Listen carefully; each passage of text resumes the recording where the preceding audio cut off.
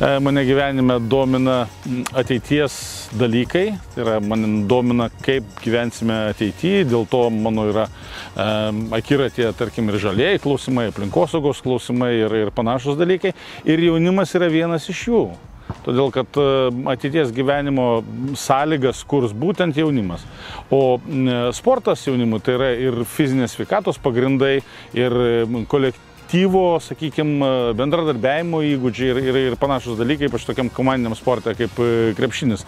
Tai iš tikrųjų aš praktiškai nedvėjodamas sutikau prisijungti prie krepšinio bendruomenės, jo labiau, kad tam tikri vadybiniai dalykai, jie yra universalūs, jie tinkami, sakykime, ir verslui, ir investicijoms, ir be abejo visuomeniniam projektam arba visuomeniniai veiklai. Ir pasiūlius federacijos prezidentui Vydui Gedvilui ir generaliniam sekretoriui Mindaugui Balčiūnui pamastė šiek tiek, pasiaiškinęs, sakykime, atsakomybės rytis savo, aš prisijungiau prie šitos veiklos ir iš tikrųjų esu labai patenkintas, nes veikla yra dinamiška, aktyvi, pokyčių, kuriuos reikia daryti, yra ir mes juos darome ir matome svarbiausia rezultatus, tai aš manau, kad tai buvo teisingas sprendimas ir visiškai norėčiau toliau šitą veiklą užsiiminėti.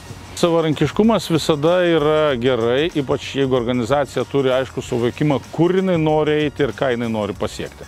Tai kadangi Lietuvos moksleivių krepšinio lyga yra tikrai labai didelė organizacija, mes turime beveik 7000 moksleivių sportuojančių, kaip sakant, kiekvieną dieną žaidžiančių tose komandose, vedam 27 čempionatus, vaikinai merginos, nuo U12 iki U19, 5x5, 3x3 ir taip toliau. Iš tikrųjų labai daug tos veiklos ir savarankiškumas šiuo atveju yra gerai, kad jisai leidžia tiesiogiai bendradarbiauti ir komunikuoti, sakykime, su tom pačiom sporto mokyklom ir sporto centrais, tai yra suvokti jų poreikius, jų, na, sakysime, idėjas, tas idėjas įgyvendinti.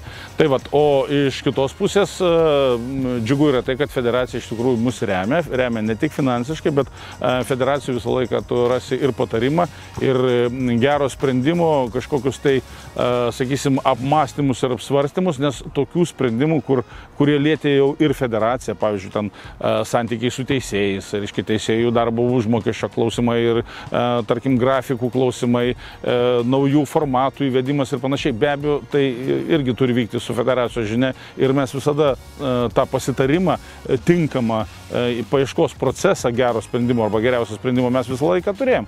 Tai aš manau, mes puikiai sugebam derinti ir federacijos, sakysim, ir lygos tam tikrą savarankiškumą, ir federacijos, na, tokį metodinį, vadinkim, vadovavimą. MKL išaugo.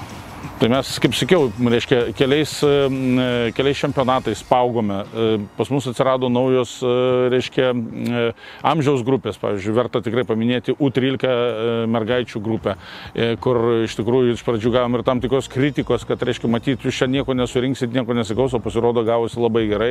Ir yra tęstinis ir nuoseklus mergaičių tobulėjimas U12, U13, U14, be pertraukių, žaidžiant savo amžiaus, sakykime, grupėje ir taip toliau. Tai aš manau, kad tokie sprendimai yra geri.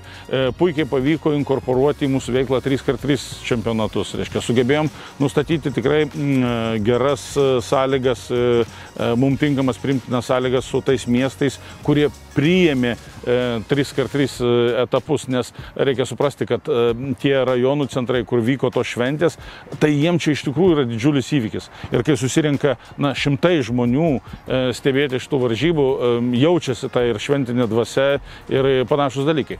Na, pavyko gerokai padidinti lygos biudžetą, sakyčiau, apie 35% paaugo lygos biudžetas, jisai paaugo dėl naujų rėmėjų, privačių rėmėjų, kuriuos mes sugebėjome pritraukti.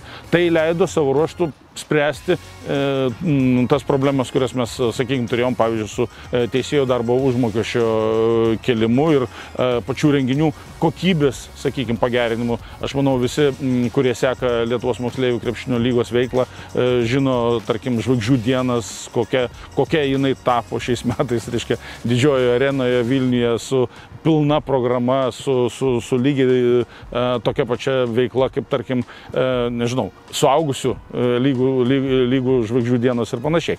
Tai aš manau, kad iš principo mes ėjom tuo keliu. Mano tikslas buvo padėti sutvarkyti lygai vidinius procesus. procesus. Mes tai padarėme, įvedėm tikrai puikų sporto direktoriaus etatą, mes nustatėm labai gerus santykius su savo, sakykime, mokyklom. Mes išskaidrinom procesus, mes pradėjom daryti apklausas, balsavimus dėl vienų ar kitų klausimų. Mes sprendėm taisyklių tobulinimo klausimus. Mokyklų taryba taip pat rinkosi, reiškia, kai ką patvirtino, kai ką ne, bet vyksta dinamiškas procesas, mes matom, kad reikia, sakykime, stiprėti, reikia gerėti, neneigiam to, atvirkščiai ieškom demokratiškai būdų, įtraukdami visus mūsų lygos dalyvius į procesą ir, atrodo, kad sutarimus tikrai randame. Aš manau, svarbiausias dalykas yra tai, kad mes suprantame, kad keistis reikia. Mes žinome netgi sritis, kur keistis reikia. Mums be abejo reikia konkrečių patarimų, idėjų ir panašių dalykų. Tai būtų gerai, kad tie, kurie, tarkim, kritikuoja pačią federaciją ar panašiai, tai vis tik tai konkrečiau pasakytų, o tai ką jie čia atneša, ką jie siūlo. Tarkim, šių metų bėgyje aš tikrai negavau, reiškia, kažkokių siūlymų ar patarimų iš didžiųjų krepšinio žvaigždžių ar tų, kurie dabar aktyviai pasisako. Atvirkščiai buvo normalus bendravimas, tarkim, su mokyklų vadovais, su mokyklų treneriais ir panašiai. Tai prasme, žmonėm, kurie tai dirba. Federacija šiuo atveju, mano supratimu, svarbiausia, kad užtikrino ir finansinį stabilumą tam tikrą, tą, vadinkim, pagrindą po kojom, nuo kurio atsispyrę galėjome toliau tobulėti ir ieškoti ir kažką tai daryti ir tobulinti. Tai aš manau, kad esminis dalykas, esminė žinia yra tokia, kad nereikėtų trukdyti geriems ir gerai vykstantiem procesam. Mes žinome, kur einame, mes laukiame be abejo patarimų, kaip sakiau, reiškia, vyksta absoliučiai demokratinės ir diskusijos ir tam tikrai sprendimų priėmimai, būtent demokratiniu būdu pasitariant, kai kada, jeigu reikia, tai netgi ir balsuojant, bet aš manau, kad štai šito formato, lygos formato, savarankiškos lygos formato nukreipto su visam komanda mūsų, kurią mes turime, nukreipto į tobulėjimą, į pagerinimą, į augimą, tai tikrai reikėtų negadinti. Ir aš manau, kad, tarkim, dabartinė lygos vadovybė, konkrečiai Mindaugas Balčiūnas, kuris žino iki smulkmenų, reiškia, visus, kaip sakant, dalykus, jisai tikrai galėtų tą procesą užtikrinti ir toliau. Tačiau tai nereiškia, kad Lietuvos moksleivių krepšinio lyga netobulės, neaugs, nesivystys ar nekeis savo veiklos kažkokių principų. Be abejo, keisimės, augsim, darysim, todėl kad matom, kad to reikia.